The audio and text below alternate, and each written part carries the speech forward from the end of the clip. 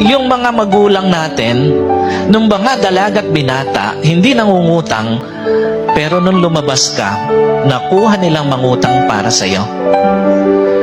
Alam niyo po, wala namang magulang wala namang tao na gagawin na lunukin ang kanilang pride para sa'yo, maliban sa magulang mo.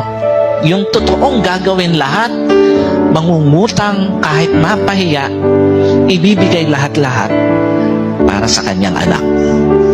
They were the only person who are more than willing to be in debt for you.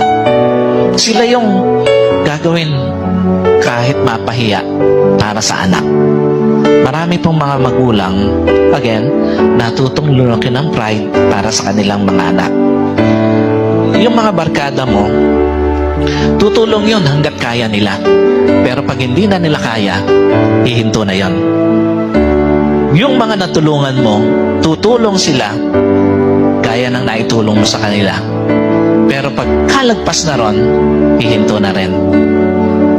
Alam niyo po, yung mga magulang, sila yung klase ng tao sa buhay mo na habang tinutulungan ka, hindi ipaparamdam sa'yo na kawawa ka.